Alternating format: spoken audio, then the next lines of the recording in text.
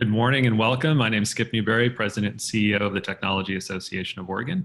And this is the second Digital Health Week session of today that we've organized. Earlier this morning, we had one that was more of an international roundtable.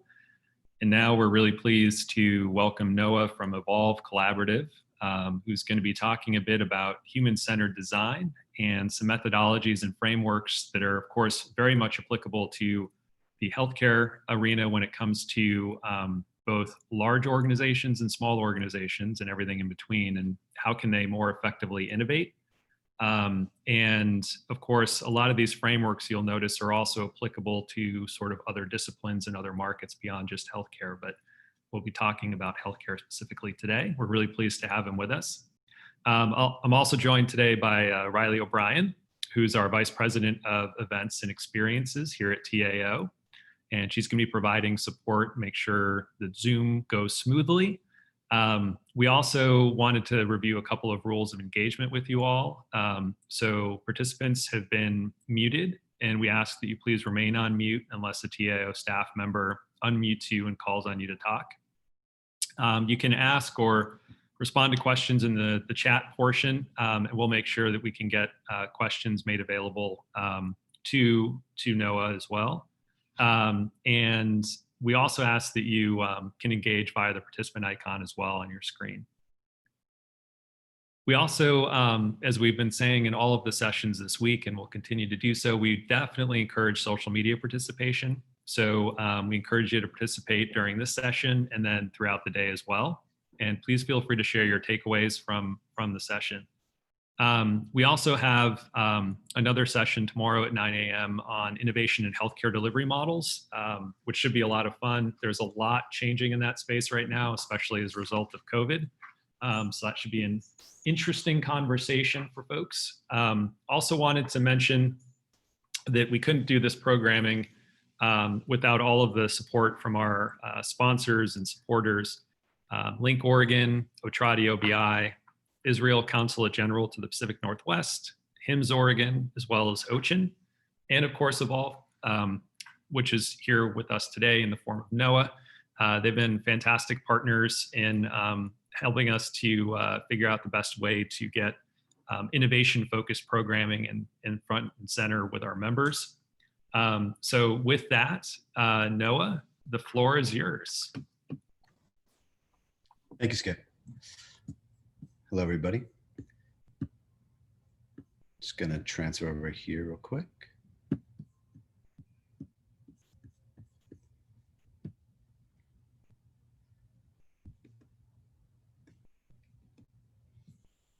All right. So hello, everybody. Thank you for joining me on what is a very rainy Tuesday here in Portland. And innovation, as Skip said, has become kind of an obsession for companies looking to stay ahead. And the strongest organizations, hopefully many of you among them, are combining aspects of technology, business modeling, and consumer experience to truly create breakthrough products. Today, we're going to focus on innovation from a customer lens and understanding how to learn to make products and services that people love.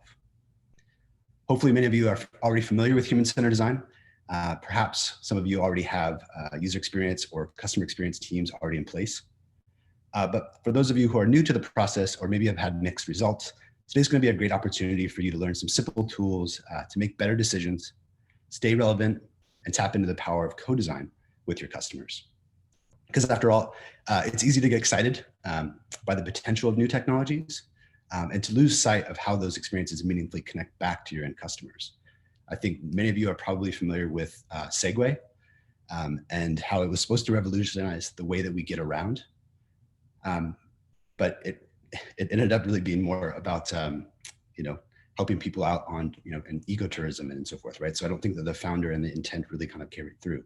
Or a recent example around facial recognition and some of the racial biases that were an unintended consequence of that technology.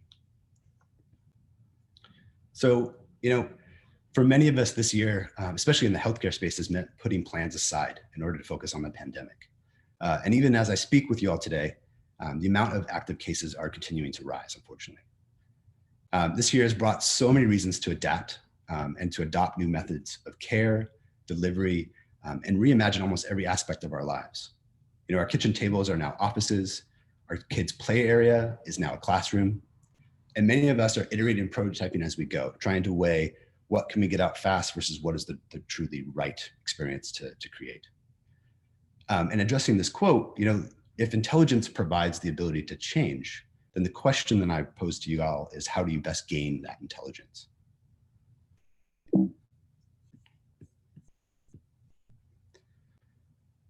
So we're going to try to seamlessly transition from Stephen Hawking to an IKEA parody here. But for us, we believe that intelligence is found in learning to love someone familiar or through the human-centered design process, which is rooted deeply in understanding your customers' needs, their aspirations, and their barriers currently that they're trying to alleviate now and in the future. And ideally, it's about an invitation and inviting them into the design process as much as humanly possible.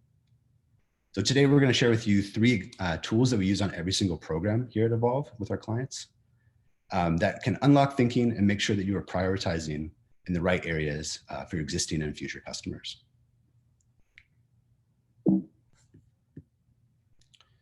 So all of you as a company should be asking yourselves these questions in terms of, how are you understanding the latent needs of your customers, their behaviors? Do you have a strong working hypothesis of their kind of pain points, where they'd like to go? If not, why not? And do you know them enough to make important decisions? Because the more that you know about your customers, the more that your teams can make the right judgment calls in their day-to-day decision-making process, right? From every line of code to the feature requirements doc that you may have already created or are currently editing, to the copy that you choose on your website. Now, human-centered design has been around for decades, and it was popularized in the 1990s by IDEO. And over time, the process has become a bit scientific, favoring models that kind of simplify the process into simple steps with a focus on consistency, scale, and repeatability. And although from a business perspective, those are absolutely the right things to be measuring and to be looking at, the truth is that human-centered design is a little bit more like cooking than it is like baking. It's not quite like following a recipe, right? It's not a linear process. Similar to cooking, it's best when you incorporate seasonal ingredients. You sort of taste as you go, and you be open to the changes that your environment may create. COVID is a perfect example of that. Because the reality is that not all problems are the same, as we know. Not all customers have the same goals, and not all companies are organized in the same way. So the one thing I want you to remember today is that the process should be fluid. It's okay to ask hard questions halfway through and retrace your steps as necessary. As you go through this process, you should increase your level of not only understanding the problem that you're trying to solve, your customers that you're serving, but also the fidelity of your prototypes and ultimately the products that you launch into the marketplace. So what is human-centered design? Whether it's 5 steps, 4, or 20, these are some things that we want to have you all keep in mind about the process. Ultimately, it starts with understanding the problem and obsessing what that problem is. We're going to share with you a tool that kind of will help you in that journey. And then building a hypothesis of who you are designing for. And it's about refining that hypothesis constantly and vigilantly, and making sure that you go out ultimately and speak with those customers that you're hoping to serve. And when we say generate lots of ideas, we mean it. Generally, we have a rule that for every 100 ideas, you're gonna have one good one. So get after it.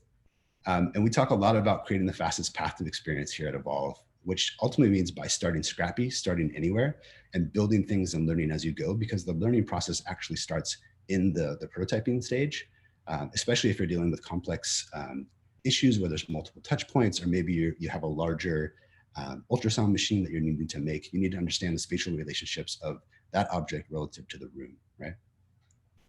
And then it's about going out and talking with those people, finding them, designing out methods and tools for them to co-design with you, and then ultimately looking for patterns and develop insights that are actionable for your team to carry out. And then sometimes it's also important to really communicate that story and why it matters internally, and then ideally externally as well. And then I think more importantly in these days, it's really important to take time to reflect and assess the impact that these solutions provide. I think technology has a lot of power and potential to do good, But what, I think what we're finding is sometimes it has unintended consequences. So taking a look at that in the early drafting stages, I think is a great, great mindset to be in.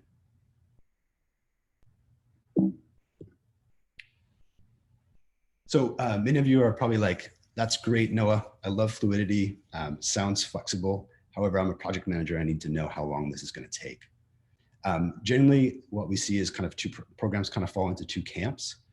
For programs that are sort of looking to explore kind of a broader set, or trying to center or shift an entire vision for a company, we typically see that takes about 8 to 12 weeks. And that includes research, going out into the field or conducting virtual research sessions, which is more typical of today. And then obviously a lot of people are really talking about design sprints and figuring out shortcuts to kind of truncate the time in which you can kind of create an idea, build it, and then learn from it. And that's a great solution if you know exactly what you're after or you have a very narrow area of focus. But the reality is when you do a sprint, it's never kind of one and done. It usually takes many, and it's essentially the same process. It's just kind of cutting it up into smaller and really using time as a constraint. So we run both types of programs here at Evolve, and we try to be flexible in terms of what makes the most sense for our clients. All right, so let's break it down. Human-centered design is first and foremost an approach.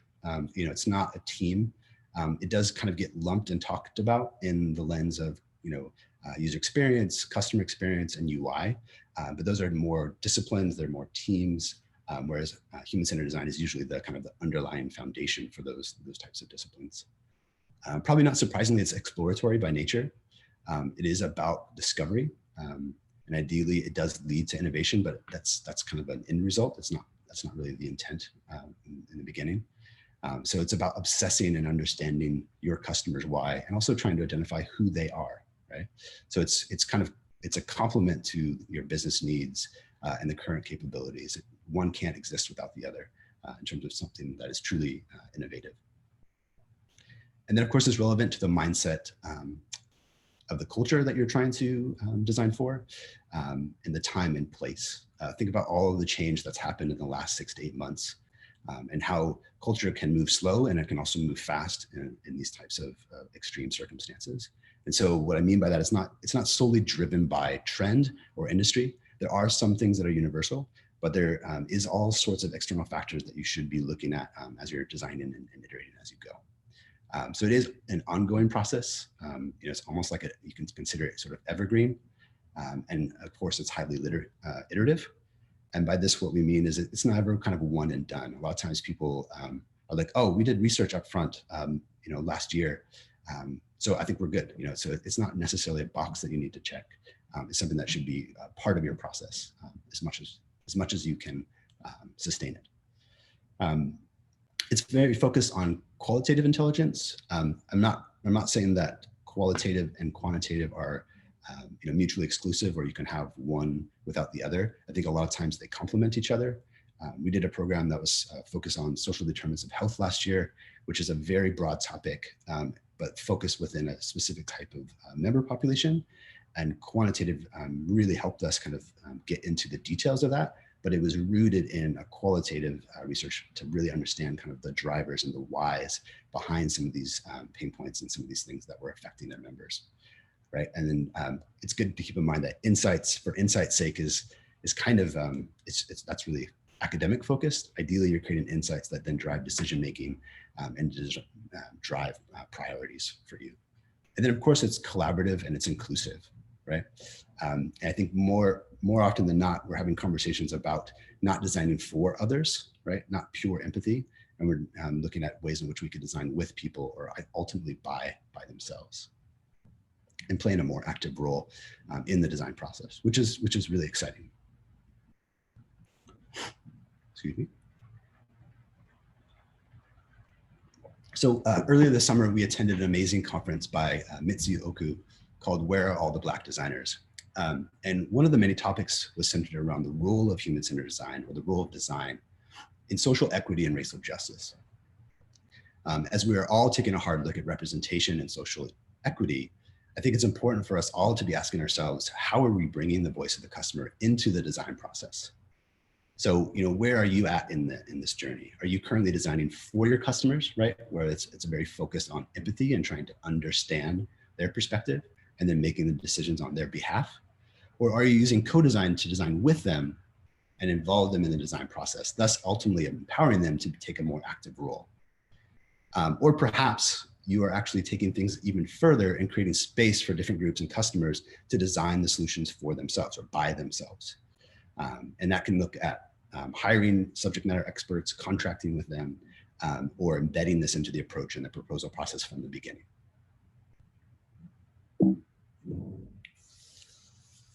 So when I say co-design, I guess some of you might be wondering what I mean. So another way to talk about co-design is also called participatory design. As you can tell, I can't really say that word, so I generally use co-design. But it's a really powerful tool to have during any research project. We spend a lot of our time actually crafting and designing out the tools and activities for people to engage in the design process at all levels. And what I mean by all levels is really all ages, whether you're kind of young to 80 years old, all education levels, whether you didn't graduate high school or you have a PhD, and really trying to make sure that the tools can elicit and create the right conversations so that we all can build on each other's ideas together in those sessions. So typically we're combining interactive elements from both physical and digital, and using gaming techniques to make the process more engaging. Stickers, as you can see, don't hurt, of course. But really what I'm talking about is what we call kind of a serious play. And not surprisingly, people create their best ideas when they're at ease and when they're having fun. It's important to remember that an interview should never feel like an interrogation. Often, we have 1,000,001 questions that we want to ask, but it's better to focus on a subset of those questions and dig deeply into those than to, again, make it feel like an interrogation. And it's just a one-way conversation. So again, co-design is about designing with your customers, ideally making them a participant in the design process and playing a very active role.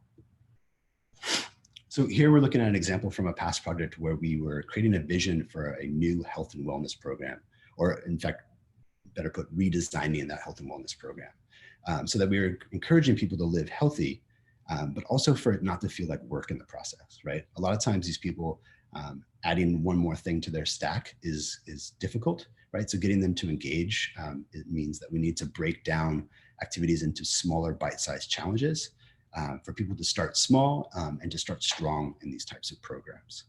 And so what we did was we created a simple activity for them to design their own challenges, combining the activity, the steps that they would take, the category, choosing from saving money to eating well to self-care, which is a very hot topic, obviously, right now.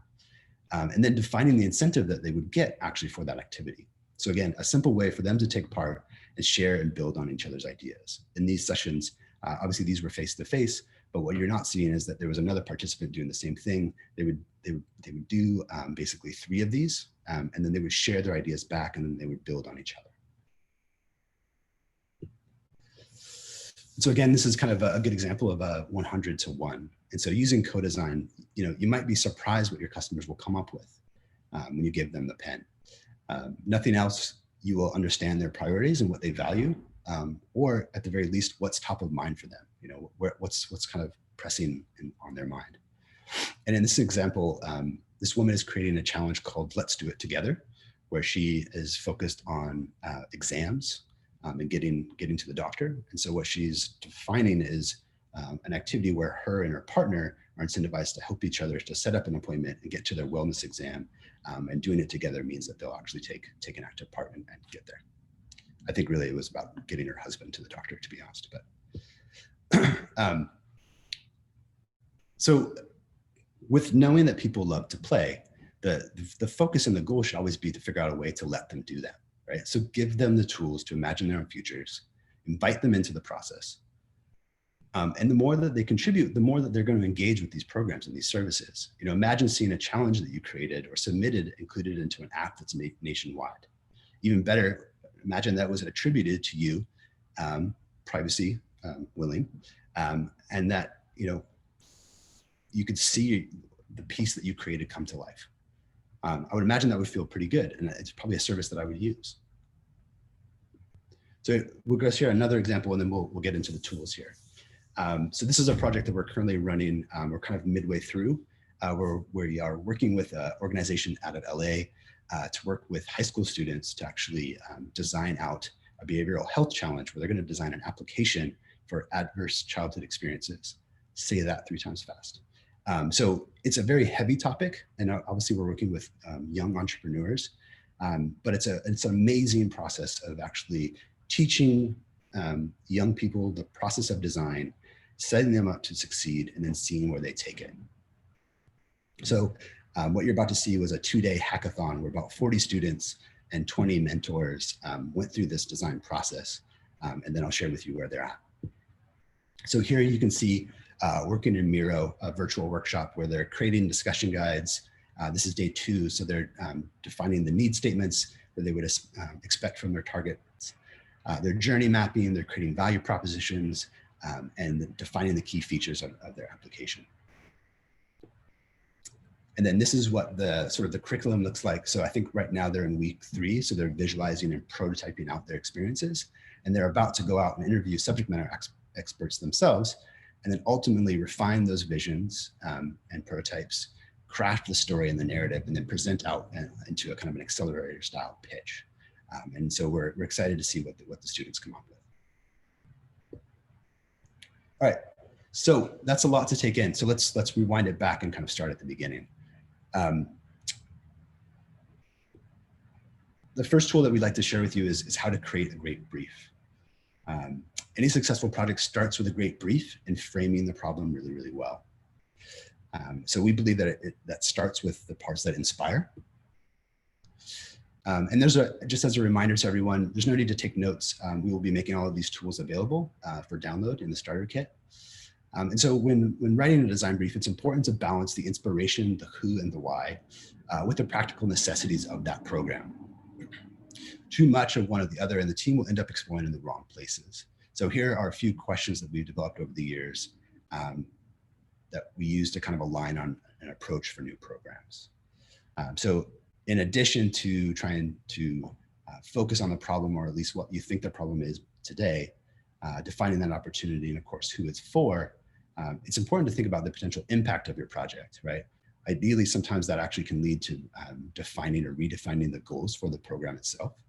And then thinking about where you can get inspired. Obviously with lockdown and travel bans, you're not really going off to the far reaches of the earth to get inspired. But what you can do is actually identify subject matter experts that may be on location or on site in these places, and go speak with them and have them sort of take an active part and capture their world and bring it into the project. And then also making sure that you're looking outside of your own kind of purview, right? So looking at who's doing well in and outside of your industry. Sometimes looking at analogous experiences around some of the themes or the core tenets of what you're trying to do can actually draw more inspiration than just focusing solely on the healthcare space alone. And then of course, get practical, right? And focus on your constraints. I think one of the major misconceptions that most people have is that designers and design teams really want to be free and to have blue sky. And it actually couldn't be further than the truth. Constraints actually build better solutions. And ultimately, the process of design is actually about creating and defining constraints so that people can make better decisions.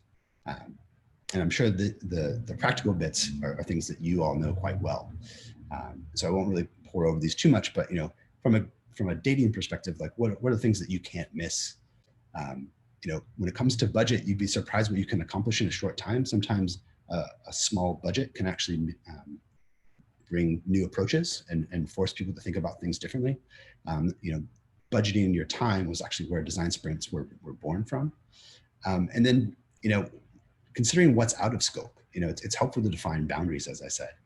And then if you think about sort of the deliverables or the things that you would like to come out of the project, it's always important to know what has worked well in the past, because every company and every culture sort of makes decisions and sort of interprets information differently. All right. The next tool that we would love to share with you is something that we call highs and lows. So we're going to assume that you've framed the problem, you've written an inspired brief, and you assembled your dream team. Next, we're going to look at how simple journey mapping tools can help you build an hypothesis early on, and then a tool that you can also use during research with your customers. So journeys are best when they're centered around a target group or an audience. Many times we're actually creating multiple journeys that appeal and kind of help focus opportunities for that individual. And so we use them to identify opportunities and build an hypothesis, whether it be things that they're currently struggling with, if it's a current experience, or idealizing where they could go and ultimately lead into a vision that you guys can create a product roadmap out of. And we are skipping a kind of a critical component of this. I think the entire presentation could be focused on defining customers' mindsets and behaviors. But the one thing that we want to kind of stress is that, the definition of your customer should not be static, right? It is iterative as well. It needs tending just like any sort of living being. And when it comes to creating tools or defining your customers, it's best to use mindsets, roles, and behaviors. So if our personas were done a couple of years ago sounds familiar, it's probably worth taking the time to reconnect with your customers. Remember that culture and trends move fast. Think about, again, how much change has happened in the last 6 to 8 months. Think about how much change has happened just in the last month or so after the election. So before you roll the dice, we have another tool that we'd love to share with you. So for this week, this is a tool that you could actually be using during this event, right? So if you think about the time that you started this event to the time that you're going to finish it, this is a tool where you could capture your feedback about Digital Health Week for the team to understand how the experience unfolded, right? So think about what was that onboarding process like? What was the talks like? What was some of the kind of the post follow-up and conversation? What was a high, what was a low for each of these pieces? And again, this is really just a great place to start and to capture the before, the during, and the after your experience. And in this example, we're trying to capture broad strokes. We're trying to get ideas out quickly so that we can build and kind of start small and then add detail as we go. And it's also a great tool to really start to understand your hopes, fears, and dreams of your customers. We also use this in research with participants as a warm-up activity to better understand the current state. So an example that we just threw together for the conference is, if this was a qualitative research interview and we were trying to understand the wellness exam process, it might look something like this, where we're trying to understand making an appointment, what were some highs and lows there, checking into your appointment, what were some positives and negatives, and then getting a referral for a specialist, what that might look like. And again, it's about getting scrappy. Virtual is fine, analog sometimes is better.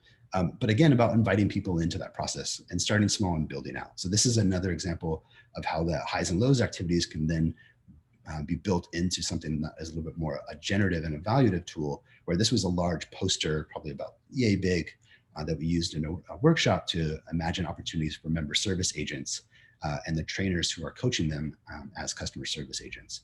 So ideating across a journey, focusing on moments in time, focusing around need statements that came from a highs and lows exercise. And then, continuing to zoom out as we get further along, those journeys become more of a strategic document that can be used to inform cross-functional teams, and onboard them.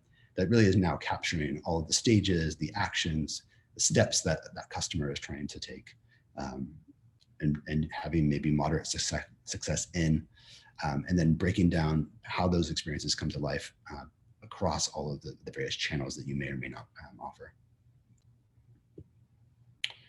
Okay, the third and final tool that we'll be sharing with you today is great for qualitative research. It's used as a debriefing tool, and it's called Quick Let's Talk. So the thing to remember here is the best time to start your synthesis process is right away. Keep in mind that everyone hears things differently, and the interview, it's important to share while it's still fresh. There's no reason to leave the synthesis process to the end, especially when you're on multiple week-long programs, or maybe you've actually traveled to faraway places.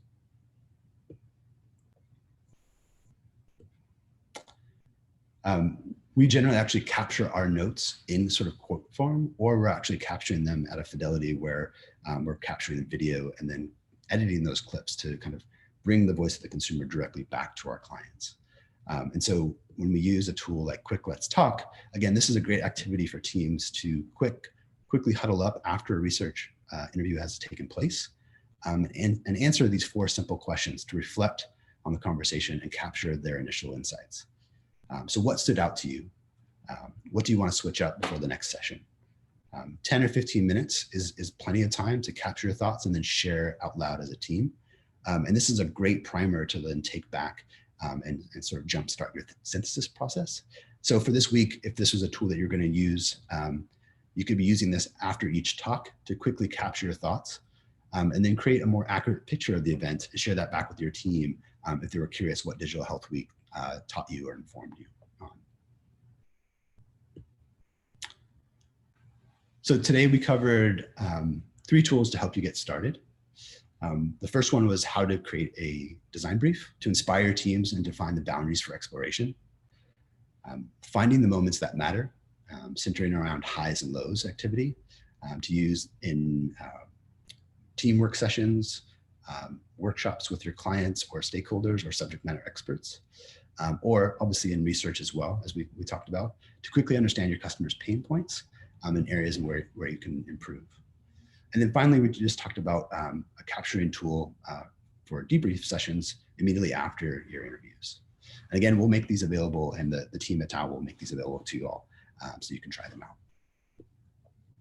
So the quick kit will be able to, you'll be able to download this and share. I would encourage you all to make a copy of this. We're excited to see what you do with them, and hopefully you can start incorporating these, almost today, tomorrow. With that, I wanted to thank everybody for your time and your attendance. It's been fast, but fun, at least on my part. And I suppose congratulations is in order. You all have earned sort of virtual degrees in human-centered design today. So if you'd like to know more about how we train or develop design practices at or for other companies, let us know. So I think we have plenty of time to open it up for questions. So I'll turn it over to Skip and the team, and excited to have a conversation. Thanks, Noah. That was great. You covered a lot of ground in a really concise way. Appreciate it. So we've got some messages that are going to be likely showing up in chat. In the meantime, I've got a couple that were submitted in advance from folks, but feel free, if you haven't already and you got a question, throw it into chat and we'll get to it. So one question was, how often should companies be reaching out and doing research with their customers? There's obviously like a lot of challenges in this remote environment as well in terms of how that outreach looks. But I'm wondering what's been your sort of experience there, and what do you recommend as a sort of best practice? Yeah, I mean, I think the number to maybe keep in mind is that 1 is not good enough, annually. If you can get on a quarterly basis, I think that's something that is generally sustainable for teams. But ideally, you're trying to figure out a way that you can get that feedback loop as tight as you possibly can. From when you come up with an idea, you prototype or build a new feature out, and then you're getting feedback with your customers. So depending on where that organization is, I would say that the answer kind of depends. So it could be kind of talking with your customers every 2 weeks as a kind of a stretch goal. Or it could be at least on a quarterly basis where you're reaching out to them for some qualitative sessions. And then, quantitative, you can obviously do a little bit more frequent and a little bit more focused. Great.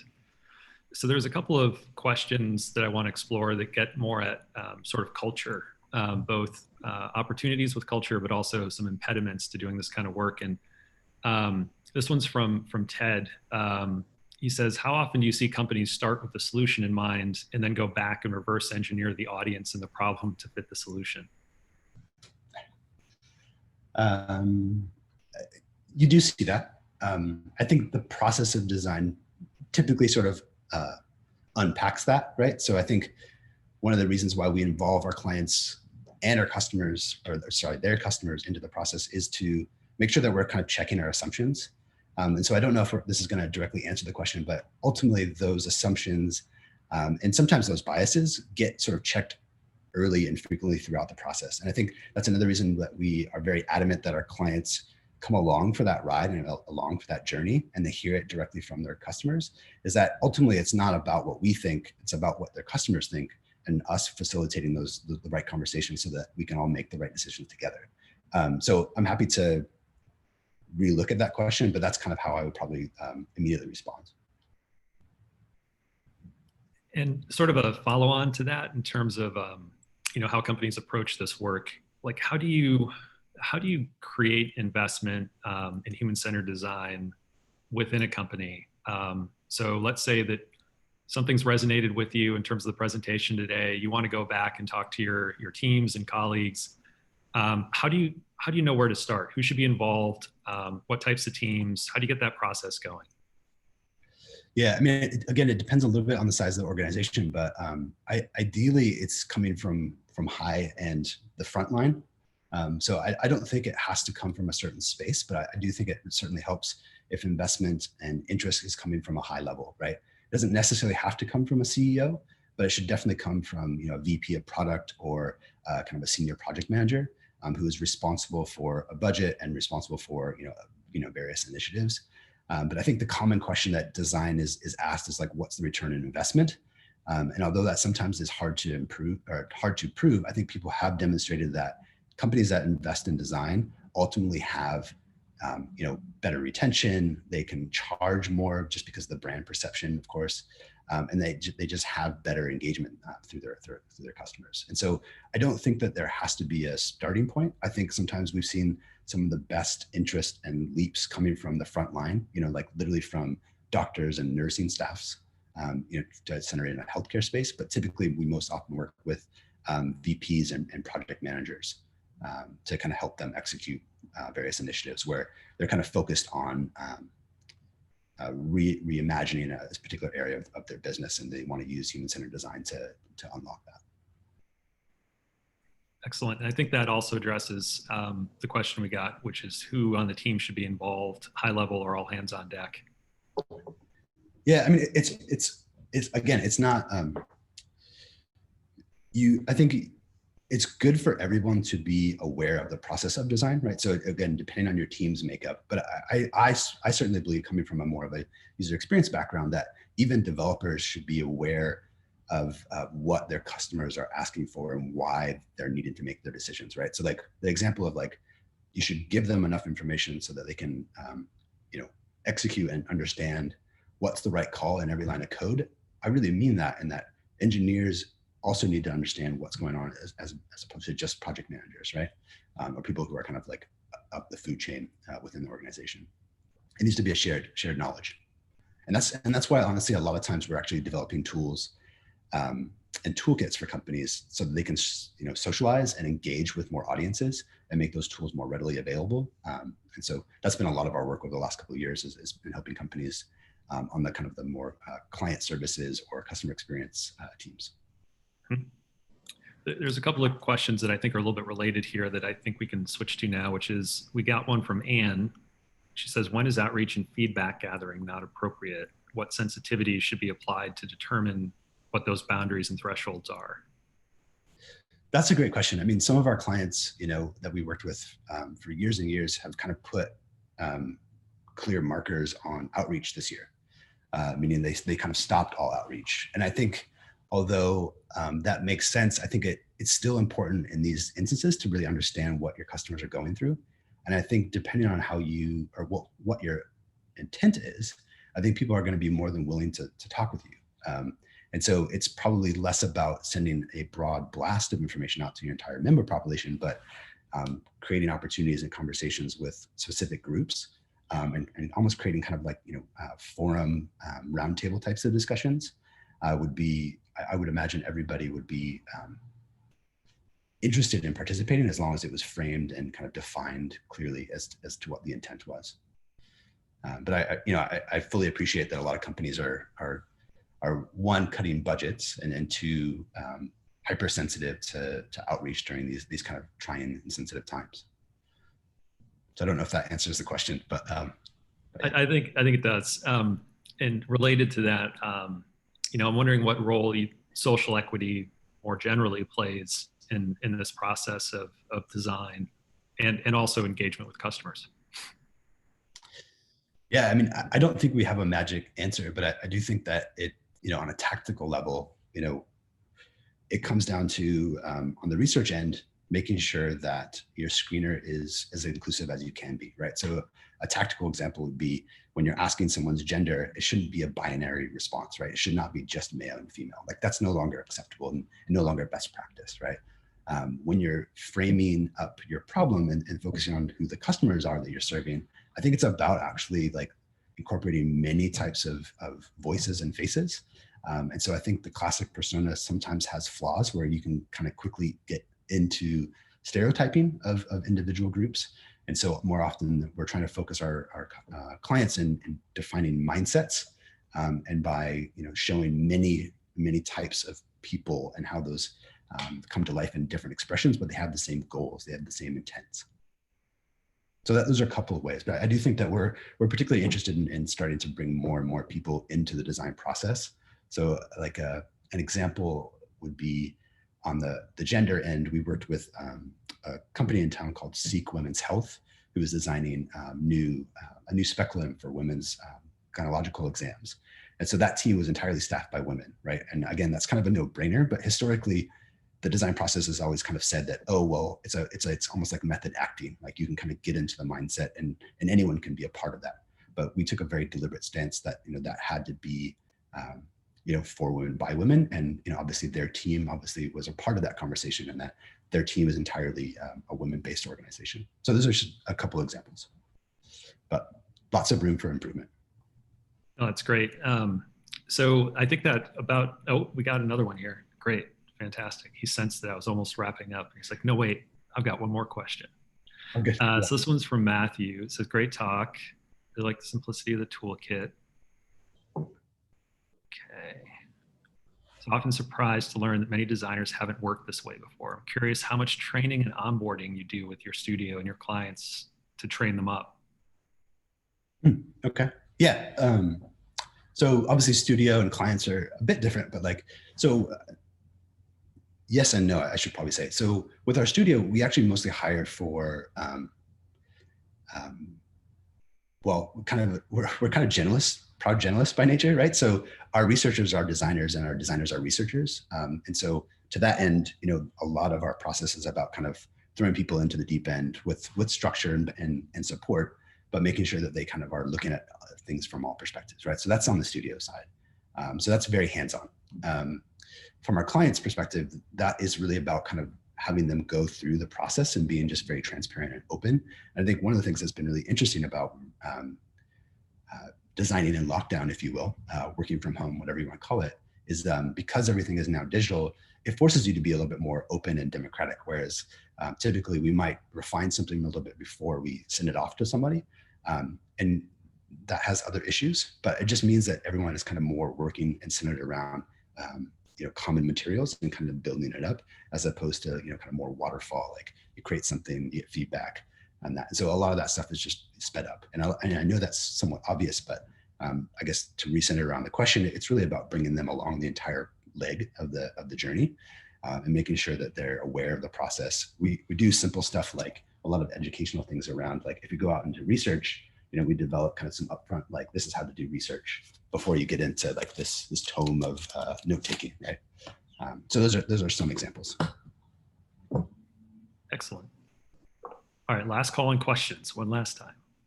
Let's see if anyone throws one more in. Okay.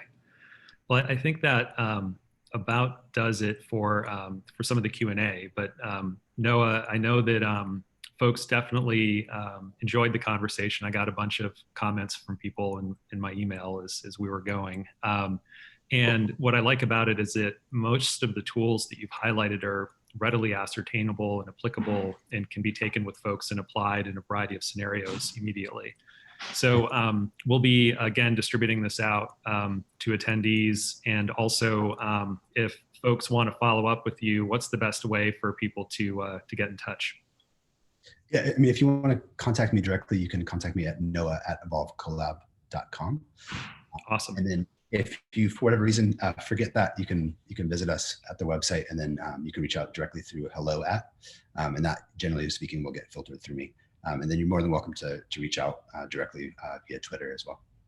Cool. Well, thank you for taking some time, Noah. I know I really enjoyed it, and thank you to everyone who joined us for this live session. And we look forward to seeing you later on this week for 2 more days worth of programming. Yeah. Hope you all have a good rest of your day, and we'll see you tomorrow. Thanks, Skip. Thanks, everybody. Bye-bye. Thank you.